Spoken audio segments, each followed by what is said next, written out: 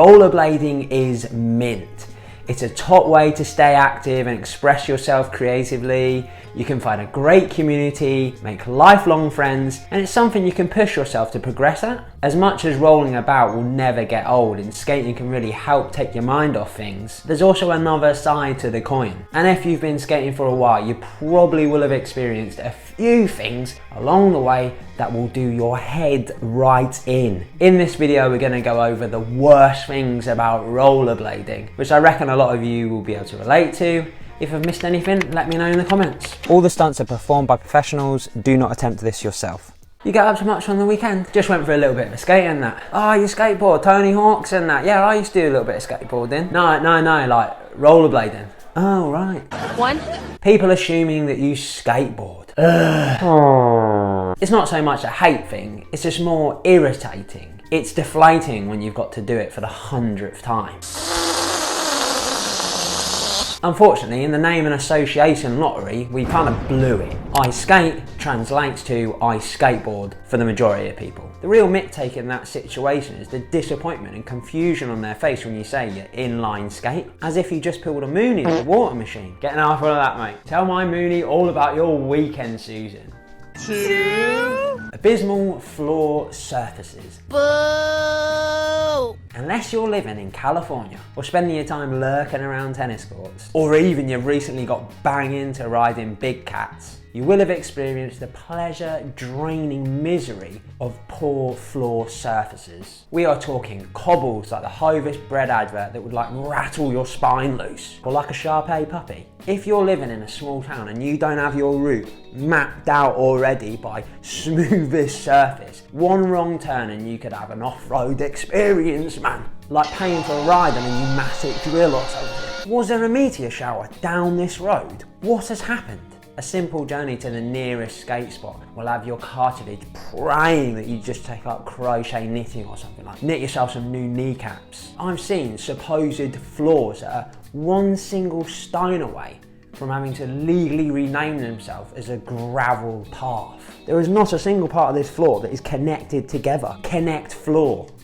Nothing is more humbling than when your wheels jar on a rubbish bit of paving. 24 years of skate experience just vanishes, just taken away by a little stone or a crack in the pavement. Yeah, that's mine now, mate. Pavement tax. The floor's just lying there laughing at you like, ah, you're a mug, mate. Skating anti-rocker on anything but seal smooth surfaces is some kind of like weird niche fetish. Everything feels like you're skating on a Nature Valley crunch bar. With experience though, you'll be able to quickly identify the best surfaces for rolling as you're actually skating down the street. If NASA call me in, stick me in front of a telescope and go, right Tom, what wheels do we need for the Mars rover Discovery? I'd be able to tell them, I reckon. It's not just ride surfaces that can get people's goats up as well. It's also grind surfaces. You get catfished quite a lot. What's going on here? You're looking at a picture and you're thinking, oh, that looks like a marble ledge. But you've been tricked by the quality. You get there and it's more close to like a marble cake than it is a marble ledge. It's actually a marble cake on top of a ledge that's got a 5 o'clock shadow. All those ledges that come apart like chalk, they've not used concrete, they've just filled it with like old emails or something. One grind and you're just left with the frame of the ledge. You're like, what's happened here? You've managed to weave your way through the streets, avoiding any like stickle brick roads. You've got to the spot and there's a skate stopper on it. No! 3. Who invited you, you ugly metal slug? You are seconds away from going full blanker on the thing and tearing it up. Pass me a hammer and chisel, call me Auguste Rodin, I'm gonna sculpt this thing off. Now I know we really shouldn't be doing it, and it does look quite unsightly when you wax a ledge so much that it looks like fat that's been left over in a baking tray. But that's just skating, isn't it? And the cap is a literal cap on the fun. Stop the cap! Just installing a couple of no funners. Misery guts. They look completely heinous. Architects and civil engineers definitely don't like them. They have spent goodness knows how long studying and designing these beautiful buildings and objects for somebody to come along and lump an unsightly bit of metal on it. like painting a masterpiece and putting it inside a postbox.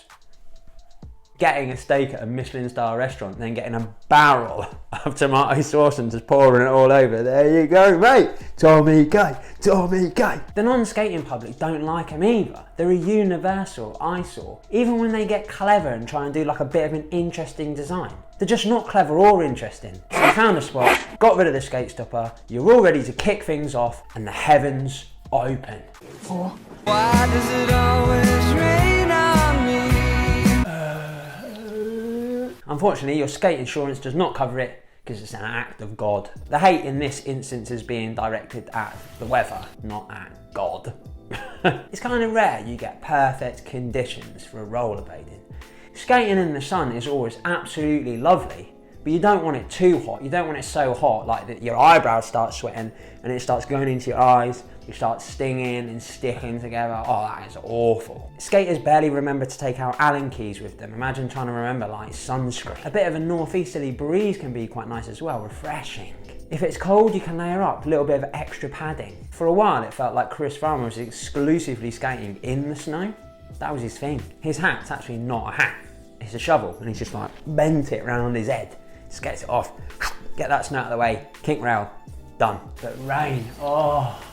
Why rain, mate? I'm not a vegetable. There's a whole skate series that's a nod to rain, a chance of rain. Rain is like a drunk uncle at a wedding, a complete liability. A little rain or post-rain can be quite fun, you know, for cess slides and stuff like that. A little bit more, if things are taking a while to dry up, you end up having to like waddle like a penguin in order to skate. More than that, and you're asking for trouble. And it's those times, skating in the rain, having a little bit of fun, being a little bit silly when you suffer the cowboy fall. You know, when it feels like somebody's lassoed you and like whipped your legs from underneath you, you're going down, like your arms are a pair of silent witnesses. They're just spectators in your downfall, watching your face slap that floor.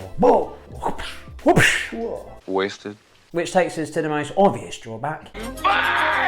Injuries. When you're commencing your skate journey, you're essentially signing up for human whack-a-mole. You're gleefully putting yourself in that position for life to just take a whack at you. Come on, mate, have another swing. Injuries don't discriminate against anyone, and they're always readily available to turn up and ruin your day. From the very first second you put on rollerblades until you turn pro, they will be there, ready to go. No one will be more present and willing in your life than injury. Have you ever seen the game Operation? That's actually a log of all my injuries. They don't have a file on me at the NHS. They just bring out that game to know what my history is. The big red glowing nose. I've rattled my head a few times in various different ways. Consider wearing a helmet. So the floors are trash. There's skate stoppers everywhere. But the weather is okay, and currently you're in one piece, so you head to a skate park. A rollerblading pleasure dome. For a lot of people, sometimes the skate park options can be quite limiting, actually baffling in some instances. But even for those with access to good skate parks, it's not always plain sailing. 6. There is something about a free outdoor skate park that attracts absolutely everybody doing absolutely anything. I've seen people playing full games of football in skate parks. I wouldn't be surprised if I've seen a team manager, a physio, a whole crowd coming to support the football that was on at the skate park. Got a music video to shoot, have you, mate? Just jump in the bowl over there. While you're there, just fill it with beach balls as well. Feel free to do a dance routine there. Yeah, that's what it's for. Nobody's landing tricks. There's absolutely nowhere better to put your stationary fitness bike. Look at that view, for instance. That looks extreme, mate. Do it at a skate park for extreme sports. Fashion shoot on a treadmill? Let's head down to Mile End Skate Park. Does anything you own have wheels? Get it involved. Suitcases, motorbikes. Mate, why don't you just park your car in the bowl? Of course there's room for your dump truck. I've seen all modes of transport at skate parks, including horses. I'm sure once I've seen somebody riding a Komodo dragon over a spine. Do you have a wheel of cheese? Yeah. Just take it to the biggest ramp and drop it in. Once I actually seen a couple having intimate relations in the skate park. Where do you think you are? It's a skate park, not a human zoo. The skate park is chock-a-block, full of people reenacting the Battle of Hastings. 7-7. 7-7. So you start the arduous task of trying to find a street spot. Unless you're living in a big city like London, New York, LA, where it seems like they're actively building new spots all the time it might start to feel like you're living in the desert. You start diving into flat earth theories because there's not even a suggestion of a bobble or a pebble that you could actually jump off. You're seriously considering trading in your gram for any like plaster of Paris recreation of a skate spot? It can be completely demoralizing looking for skate spots. It's enough for like some people to have like completely quit because they just don't know what to skate. There's just nothing. Hours driving around, desperately looking for something. You end up looking like a neglected houseplant. I'm open about the fact I quite enjoy a few hours scrolling around Google Maps trying to find places. That's exciting. Finding an absolute gem in somewhere like you would never otherwise normally go. The long hunt for a spot often makes you more grateful. The lack of spots can also force you to be more creative. Some of my favourite skaters are those who've like grown up in areas where there wasn't so much regular spots. It's like they were raised on a different diet. The 1-20-10 diet, only one spot for 20 miles, but 10 with a little bit of potential that if you get creative, you can make something out of. I believe Scott Blackmore is a success story from the 1-20-10 diet. So after hours of driving or skating around, you finally find a skateable spot. Everything's coming up Millhouse. Hey! Then PC Plod arrives with the smallest amount of authority you can like legally have and still tell somebody to leave an area or leave the property. Bounds over like Judge Dredd, like you've actually done like a jobby in their pillowcase or something. Frothing at the mouth right in front of you so you feel like you're in the wave machine at Real Sun Centre. The rail was just a twinkle in your eye at this point. You hadn't even gone over to it. But it is red alert, all action stations go. Security can sometimes be socially undernourished lunatics with failed UFC careers. They're the kind of people that go home and reward themselves gold stars for every person they've screamed at during the day. Yeah, that's another 5, well done me. It can be a wild ride with security. Yes, absolutely, they are just doing their jobs. But read the room, read the situation. It's an adult on plastic rollerblades, like, how gangster is it gonna get? You do get normal security who will treat you like an adult and talk to you rather than going straight for an armbar, but you know, it's still quite frustrating getting kicked off a spot. If you're lucky though, you can get one of those like insider trader security guys who will tell you like when's the best time to come back. Oh, cheers mate. The Mecca Bingo jackpot win though is the security guard you just could not care less. Sometimes he actually needs reminding to breathe because he just can't be bothered, mate. He is clocked out. The spectrum of security guards is actually quite a fascinating thing. A lot of the time it can depend on the individuals who are actually skating. It's kind of like the periodic table and seeing like which things react with what. Like get the right security guard and the right crowd of people, mate, it's a happy reaction. You can understand security guards doing their job.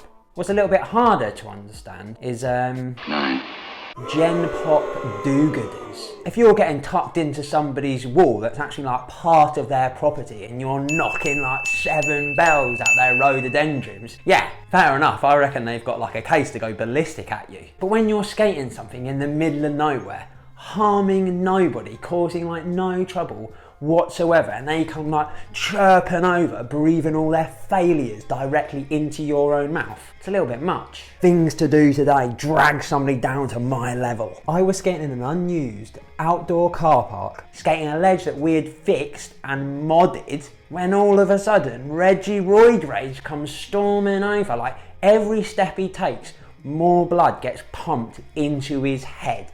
His veins are like, they're vibrating, man, they are pulsing. His head's starting to look like that of a Klingons with all the ridges in it and stuff like that, like full angry crumpet mode. What are you doing? It's when they use the blatant lies. You're keeping me up, mate. There's not a house for miles around. Where did you even come from? That drain pipe, like, you just appeared. When the lies come, that's when the back chat starts happening, and it's like, it's not Rollerbladers' first rodeo in this kind of situation, is it? So they're full of witty comebacks. Got him! Got him! Just complete fun wreckers. Put yourself back in the broom cupboard, you dustpan. If you get past those other challenges, the next hurdle of annoyance is the double-decker bank wrecker. 10. Breaking stuff and the cost. It can be poor equipment, general wear and tear, or those K2 fatties you've had in like your attic for 20 years that you took off that just completely turn into like dust when you whisper, might be going to the skate park.